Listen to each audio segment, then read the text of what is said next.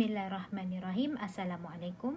Nama saya Nur Kamila binti Jafirin, merupakan pelajar atau mahasiswa UIN Gunung di Jati Bandung dalam Fakultas Bimbingan dan Kaunseling Islam dengan NIM 124401017. Di sini saya akan menganalisis ayat Al-Quran dalam surah Al-Baqarah dari ayat 155 hingga 156. Saya akan analisis ayat Al-Quran dari segi aspek terjemahannya, asbabun nuzulnya, dan sama ada ayat ini makiyah atau madaniyah. Terlebih dahulu, saya bacakan daripada surah Al-Baqarah dari ayat 155 hingga 156. Bismillahirrahmanirrahim. وَلَنَبْلُوَنَّكُمْ بِشَيْءٍ مِّنَ الْخَوْفِ وَالْجُوعِ وَنَقْصٍ مِّنَ الْأَمْوَالِ وَالْأَنفُسِ وَالثَّمَرَاتِ وَبَشِّرِ الصَّابِرِينَ الَّذِينَ إِذَا أَصَابَتْهُمْ مُصِيبَةٌ قالوا إنا إليه وإنا إليه راجعون صدق الله العظيم. Mari sama-sama kita memahami terjemahan ayat ini. Ayat 155 menterjemahkan, dan sesungguhnya akan kami berikan cobaan kepadamu dengan sedikit ketakutan, kelaparan, kekurangan harta, jiwa dan buah-buahan, dan berikanlah berita gembira kepada orang yang sabar. Dan ayat yang ke-156 pula diterjemahkan, yaitu orang yang apabila ditimpa musibah, mereka mengucapkan inna lillahi wa inna ilaihi raji'un. Daripada surah Al-Baqarah ayat 155 hingga 156 dapat dianalisis dari segi asbabun nuzulnya. Di dalam sebuah hadis Imam Ahmad, di mana Ummu Salamah bercerita, pada suatu hari Abu Salamah menemui Ummu Salamah setelah ia menemui Rasulullah dan menceritakan apa yang dikatakan oleh Rasulullah kepada Ummu Salamah. Dan Ummu Salamah merasa senang karena Rasulullah sallallahu alaihi wasallam bersabda, tidaklah seorang kaum muslimin yang ditimpa musibah membaca kalimat istirja, inna lillahi wa inna ilaihi raji'un, yang bermaksud sesungguhnya kami adalah milik Allah Subhanahu wa taala dan sesungguhnya kepadanya kami semua akan dikembalikan. Dan Ummu Salamah melafazkan doa yang dimana artinya, ya Allah, kurniakanlah padaku pahala dalam musibah yang menimpaku dan berilah aku ganti yang lebih baik daripadanya. Dan ketika Abu Salamah meninggal, Ummu Salamah pun mengucapkan kalimat istirja.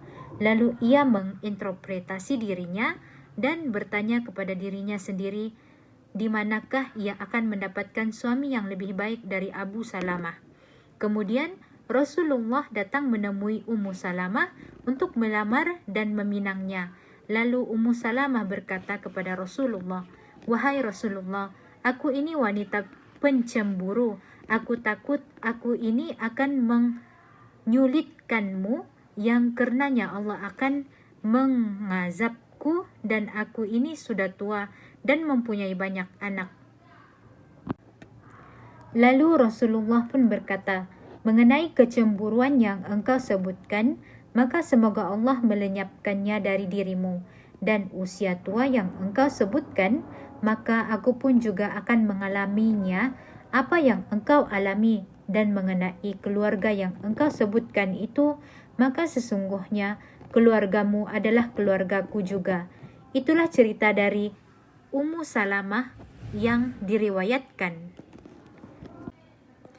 Jelaslah asbabun nuzul daripada surah Al-Baqarah ayat 155 hingga 156 daripada peristiwa Ummu Salamah. Sesungguhnya Allah akan memberikan musibah kepada orang yang sabar dan akan menggantikannya dengan yang lebih baik dari musibah yang menimpanya. Sekarang kita beralih pula dari segi aspek sama ada Ayat ini tergolong dalam surah Makkiyah atau Madaniyah. Dalam surah Al-Baqarah ayat 155 hingga 156 ini jelas dia tergolong dalam surah Madaniyah, di mana ayat-ayat ini diturunkan di Madinah setelah Nabi Muhammad SAW berhijrah dari Mekah ke Madinah. Kenapa dia tergolong dalam surah Madinah? Ini karena ayat ini membahaskan tentang ujian dan cobaan yang seringkali dialami oleh umat Islam dalam membangun sebuah komunitas baru di Madinah. Dan selain itu, tema-tema yang dibahaskan dalam ayat ini seperti kesabaran dalam menghadapi ujian, persaudaraan, dan hukum-hukum sosial sangat relevan dengan kondisi masyarakat Madinah yang sedang membangun peradaban Islam. Kalau surah Madinah, dia lebih dan biasanya kalau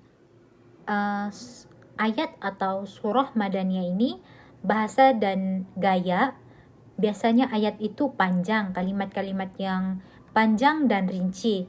Strukturnya kompleks, susunan ayat yang lebih kompleks di mana bahasa atau penggunaan ayatnya tidak mempunyai bahasa kiasan dan lebih mudah untuk difahami. Dan sekian itu saja daripada saya mengenai Asbabun Nuzul dan ayat Makkiyah Madaniyah daripada hasil analisis surah Al-Baqarah ayat 155 hingga 156. Terima kasih.